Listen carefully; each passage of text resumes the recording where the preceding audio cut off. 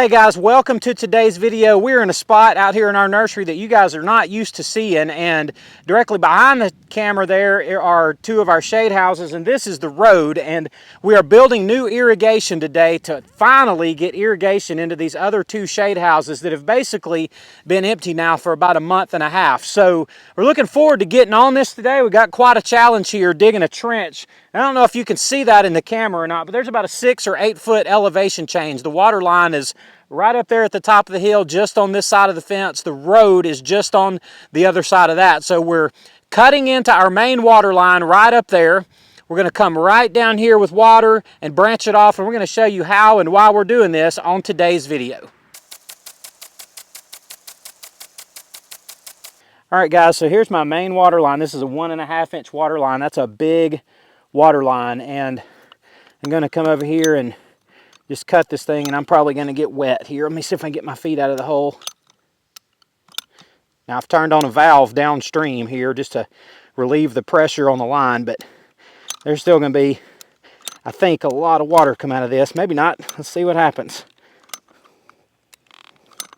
We're almost through there. All right, there we go. Now my cutters are kind of stuck.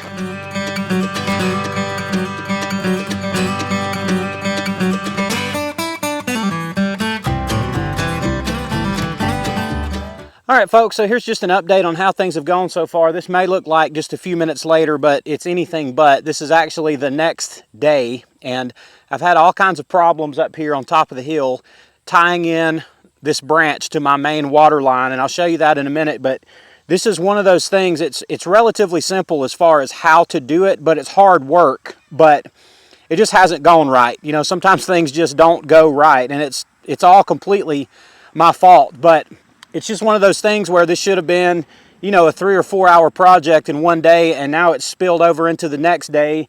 And as hot as it is today, triple digit heat, much of the U.S. is experiencing this heat right now. You know, I probably won't get through with this today either. So it's a frustrating thing, but I want to go up here on the hill and just show you what the problem was. All right, folks, I've walked up on the hill here on this little bank, and this is the branch here that I'm making coming off. It's 1 inch. And my main water line here is a 1.5 inch that runs this way. And when I came up and cut the main line here, cut a couple inch gap out to put the T in there, I went to put my T in that I had and realized I had a 1.25 inch T instead of a 1.5 inch T. Well, that was obviously a huge problem that wasn't going to work. So I had to go down to the store, get another one, come back, put it in, and that went reasonably well. And then after I installed the T that was the correct size, I had a leak right here. It was a very slow leak. It was dripping about a drip every 5 minutes or something like that. It was getting later in the day, and I just couldn't leave my irrigation turned off. So I had to wait until the next day to get this fixed, which wound up being this morning. But listen, guys, if I could give you one piece of advice on building irrigation, especially, you know, for something like a nursery where you're, you know, may wind up watering a whole lot of plants, is when you initially put in your irrigation line, your main line, go ahead and put your branches in then. Even if you just branch it this far off and cap it and put a box on it or something, go ahead and get that done, because it's very difficult to cut, especially a heavy line like a bigger line. They just don't have much give in them. It's hard to get the T put in, and you're just going to save yourself a lot of trouble down the road, which I failed to do. But anyway, we're getting it fixed today, and now we've got this line running down the hill, heading into that shade house there, ultimately into both of them. But today we just want to try to get into here if we can, and we're going to consider this day a success if we can get that much done.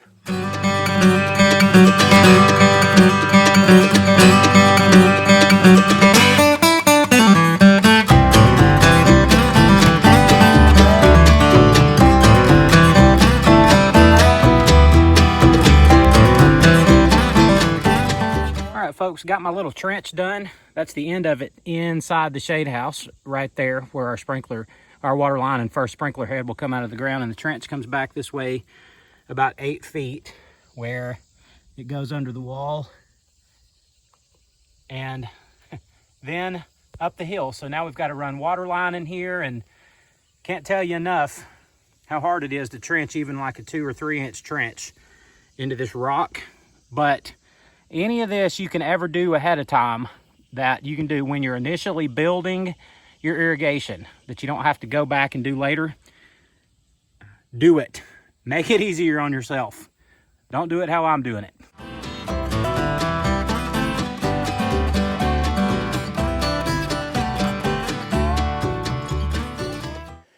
So the next thing here to do is just glue these risers in to our branch line here. And I'm not going to spend a lot of time videoing this because we've done plenty of that on our videos, but you stick them in there pretty good.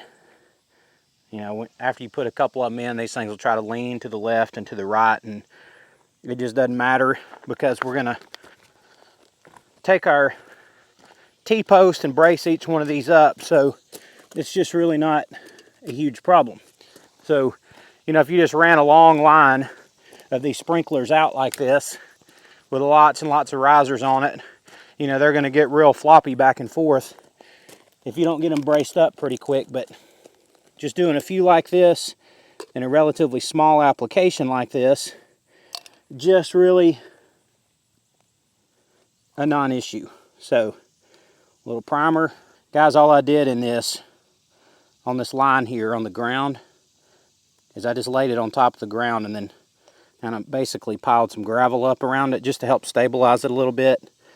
I need to put a little bit more gravel down that way where it's exposed more, but I'm going to cover this with plants and kind of make it a center aisle, but people will still be able to walk through here. But between the posts we use to stabilize all of this and the gravel and the plants, I don't think people will be on it too much. The line ends right here, and then there'll be a walkway on this end going out. So that's the way I'm doing it. And the main thing is that we're going to have irrigation in here, and you know, hopefully the little details like that will work themselves out, and this will prove to be a relatively good setup, and you know, one that I can get a few years out of anyway. So that's what I'm always trying to do, is, you know, get a few years out of whatever I'm doing with PVC. So that one's going to be leaning over a little bit just because I didn't get the T down here exactly straight, and that's okay. We'll stand it up straight with the T-post, no worries at all. Now this is just the end of the line here. We're going to cut most of this excess length off here,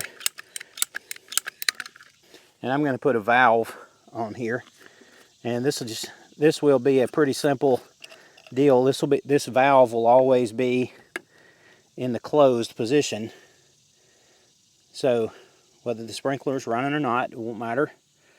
And all this is going to be is a drain. So, you know, that's why I'm able to put these lines in like this so shallow. I mean, they're barely covered with dirt, barely underground, barely in the ground at all, because in the winter they'll all be drained out and there's no, you know, issue with freezing and that type of thing. So we're going to slip that on there, turn that into the off position. I always like to work that back and forth just a little, just in case I got some glue on it, because you can glue these things shut. When we have a freeze coming and it's at the end of the irrigation season, I'll just open this valve and let all the water just drain out of this line, you know, not under pressure. Turn it off up at the road, and that valve I'll put in up there, then open this valve and all the water will drain out. So anyway, it's a pretty simple setup.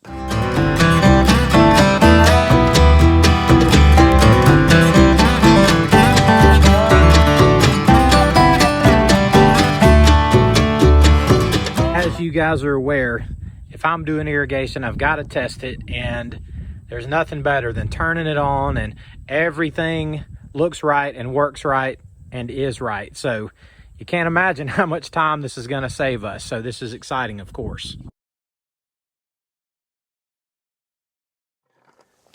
Well, all right, folks, that is part 1 of 2. 1 shade house down, 1 to go on our expansion of our irrigation once again. And I've got more work to do to get this done, but I wanted to talk just a little bit you know, this has gotten to be a really hot day, and this is giving me an excuse to sit down for a little bit, but I wanted to talk just a minute about the importance of building your infrastructure. Now, this is one of the things that's not a lot of fun to talk about. It's not a lot of fun to do. It's not a lot of fun to think about, but it's one of those things where if you're building a nursery or if you're building any business, unless you're going to put the infrastructure in place and continually build it out, your business is not going to be able to go anywhere. No matter how big your plans are, no matter how clear your dream is or how driven you are to get plants growing, if you don't have a place to put them and you can't water them, your dream, your idea, your business, it's not ever going to go anywhere. It can't.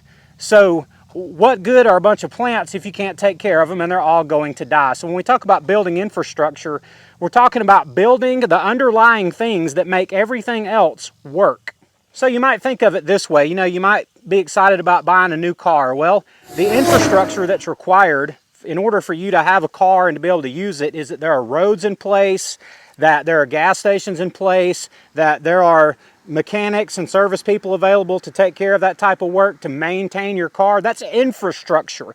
It's the stuff that has to be there to make the fun part work. In business, it's the stuff that has to be there to make the money-making possible. So in order for us to continue to grow our nursery, we have to continue to expand our irrigation, to expand our shade coverings as necessary, and to keep building out all the stuff that it takes time, it takes money, it takes work to build, but it's absolutely critical to do all these projects in order to see the money coming in long term. So, you know, if I had a big pile of cash right now that I could just use on anything I wanted to for my nursery, I would take the unglamorous steps of building more infrastructure. I wouldn't immediately go out and buy plants. I would make it possible to go out and buy and propagate more plants. You gotta get your mist system in place. You gotta get your propagation, whatever it looks like.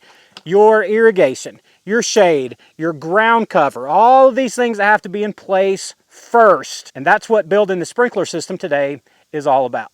So even when a project like this takes longer than you think it should, or it's harder than you think it should be, or it's more frustrating than it might have been, regardless of all of those things, they're absolutely necessary. And hopefully this is a step in helping you guys see and understand one small part of having a nursery of absolutely any size. So guys, I appreciate y'all watching. I love y'all, and we'll see you on the next one.